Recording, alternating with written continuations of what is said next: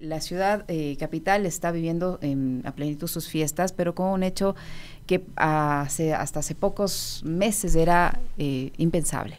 La puesta en vigencia, en funcionamiento y oficial del Metro de Quito, que lo convierte en una capital mucho más atractiva, mucho más moderna. ¿Se puede hablar de que a raíz de la puesta en funcionamiento del Metro de Quito, la ciudad puede vivir una nueva era? ¿Qué le espera a Quito desde su punto de vista con la implementación del metro en el ámbito ya más general? Buenos días, Lesenia y Alexis, y gracias por esta gentil invitación. Buenos días a nuestra audiencia. Efectivamente, el 1 de diciembre se acaba de poner en funcionamiento un proyecto largamente, digamos, esperado en la ciudad, el Metro de Quito. Y con esto la pregunta es pertinente, o sea, ¿Quito vive una nueva era? Esa es la pregunta. Considero que parcialmente sí, porque esto supone haber ingresado en un proceso de movilidad sostenible que nos parece importante siempre y cuando el metro no solamente se articule a un sistema integral de movilidad, sino al mismo tiempo extienda sus líneas y se resuelva, digamos, globalmente el tema, porque Quito adolece un problema de tráfico, de congestionamiento muy complejo y de, obviamente, problemas serios para que las personas puedan llegar desde su origen, desde su residencia a su trabajo. Ahí hay cosas que completar, pero bueno, este es un paso importante que además de esta administración lo asumió con responsabilidad y no como ocurrió con las anteriores, que la tuvo postergada, no resuelta y desaprovechó momentos importantes en la historia de Quito, como era el bicentenario, el 24 de mayo del año 2009, debía haberse resuelto, 2019, perdón, este tema. Entonces, el tema del metro sí es un síntoma, llamemos, es una manifestación de esta nueva era. La otra es sin duda el aparecimiento de nuevas torres de edificios en altura que hablan de un proceso de densificación de la ciudad, de compactación también, y que tiene que ver obviamente con la salida del aeropuerto de Quito, que era una limitante al cono de aproximación, ¿no? No podemos olvidarnos de ese antecedente que bloqueaba, entre comillas, este desarrollo en altura de la ciudad. Pero yo diría que estas dos manifestaciones son parciales porque hay otros retos, hay retos importantes en una visión de futuro que es un poco la que debemos debatir en espacios como estos, porque la ciudadanía tiene el pleno derecho, el legítimo derecho de pensar cuál va a ser el Quito para sus hijos, para sus nietos, y no estar entrabada, digamos, en situaciones que son las que todos los días tiene que enfrentar. Ahí hay un par de fechas. Lo uno, hoy día, 6 de diciembre, por eso entiendo desde esta invitación, esta gentil invitación, cumplimos 489 años de la Fundación Española. Hay que recalcar porque nosotros tenemos 3000 años de historia de asentamiento de pueblos quitucaras en el Valle de Quito. Y hay algunos testimonios arqueológicos que hablan de esa realidad. Entonces, para hablar de una nueva era, digamos, creo que nosotros tenemos que ser responsables respecto de un desarrollo sostenible, que eso es el término que a veces se lo manosea, pero que creo que tiene importancia porque habla de decisiones de futuro. A 5 años, en los próximos 5 años, estaríamos por cumplir 50 años de la declaratoria en el 78 de Quito, del Centro Histórico de Quito, Patrimonio Cultural de la Humanidad. Y creo que a esta administración le corresponde generar una política pública que permita que en 5 años, él ya no va a estar, el alcalde actual no estaría, pero el siguiente no lo va a poder hacer, no va a poder hacer nada si no se empieza ahora. Es que vamos a plantear al mundo cuando Quito fue la primera ciudad, junto con Cracovia, declarada Patrimonio Cultural de la Humanidad. ¿Qué ofrecemos? ¿Qué presentamos? Y ahí hay temas muy importantes, como el tema del vaciamiento del centro histórico, su deterioro, su degradación, y en la parte urbano-arquitectónica está el tema de que existe un porcentaje elevadísimo de construcciones que se están cayendo y que requieren de una acción en vivienda, particularmente en vivienda social, en el centro histórico. ¿Qué es lo que debería pasar ahí, arquitecto? ¿Quién debería intervenir? ¿Los privados, los propietarios de esos predios? Porque lo que usted dice es una realidad inobjetable, o el gobierno local o el municipio, no sé, a través del Instituto de Patrimonio. Yo pienso, ¿qué es lo que debería suceder ahí? Creo que hay una acción concertada público-privada, es decir, por un lado, el Estado tiene que ser regulador, tiene que plantear las reglas de la cancha, ¿no?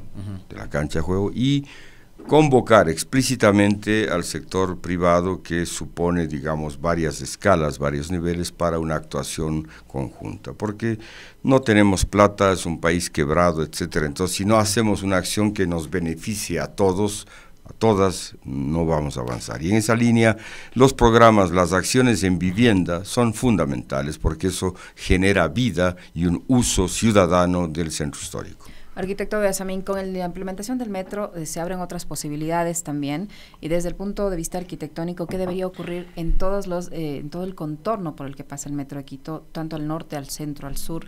Eso podría también servir para reactivar no solo el tema de construcción, el tema productivo, sino el mirar a la ciudad como un lugar mucho más moderno.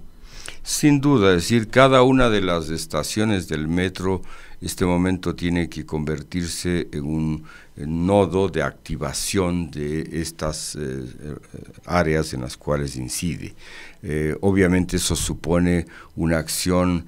Ya debíamos haber empezado hace muchas administraciones con una serie de acciones de mejoramiento de espacio público, con temas de mejoramiento de la calidad de los servicios en esas áreas, con la modificación de usos de suelos que permitan el uso múltiple de los comercios, la activación de la ciudad, etcétera, porque son puntos nodales de la ciudad. Imagínese usted que, digamos, en este tema, la parada de la Plaza de San Francisco, ¿no?, que a nuestro juicio requiere de una otra parada en el centro histórico, en la plaza del teatro, donde está ubicado el Teatro Nacional Sucre.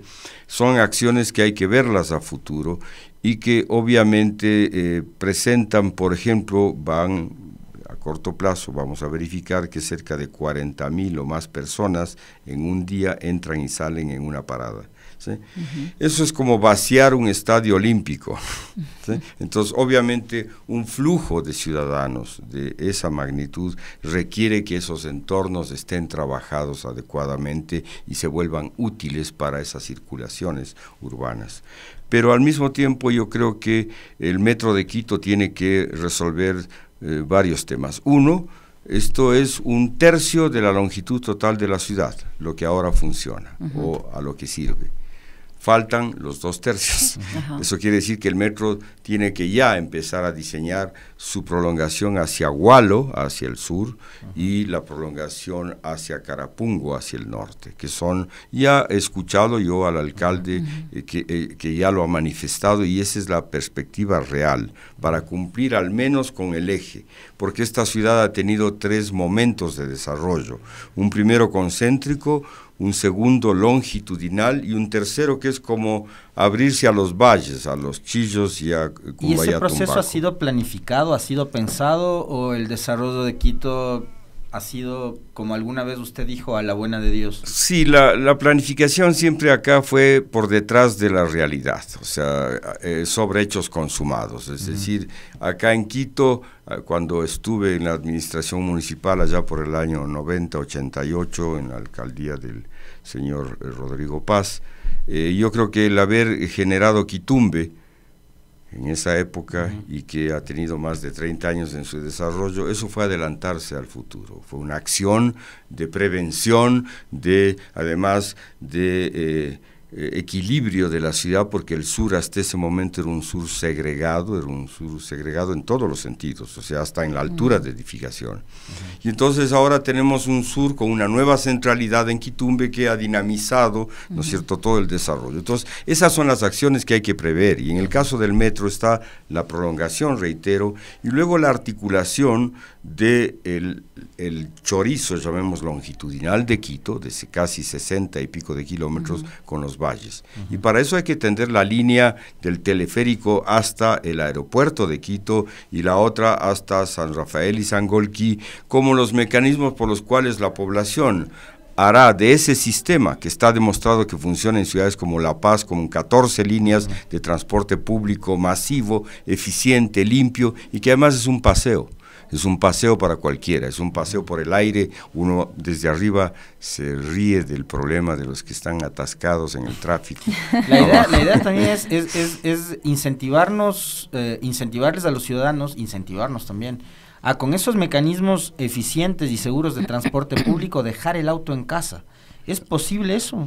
Sin duda, cuando usted tiene, digamos, un buen transporte público, usted ni piensa siquiera usar su vehículo, porque le resulta carísimo. O sea, son medidas que vienen acompañadas de otras. Europa, todos los centros históricos y las ciudades europeas tienen un sistema de transporte público. Usted saca el auto para el fin de semana irse de paseo con su familia, pero ni se le ocurre ir al trabajo en su vehículo, porque primero no puede ingresar a ciertas áreas de la ciudad, como acá el vehículo particular no debería ingresar al centro histórico, sino es pagando unas altísimas tasas por uso de espacio público y por contaminación de ese espacio. Entonces, si esas restricciones usted las pone, usted se olvida de su carro, porque el momento que ingresa a un parqueo, le van a cobrar por hora, digamos, $2 o más, y entonces usted dice, no. Ya lo piensa. Ya lo piensa y deja su carrito y se mueve. Pero hay que tener un sistema público masivo, eficiente, que supone además ponerle el dedo al sistema de los buses en superficie. No puede ser que esta ciudad en el año 2023 no tenga una parada que funcione. Es de locos, los buses siguen saliendo como en la selva a captar pasajeros, a bloquear al de adelante, a frenar al de atrás, ocupando todos los carriles. Entonces, y esas no son inversiones mayores las que hay que hacer, es un problema de poner orden a un sector que se ha mal acostumbrado a hacer lo que le da la gana en la ciudad.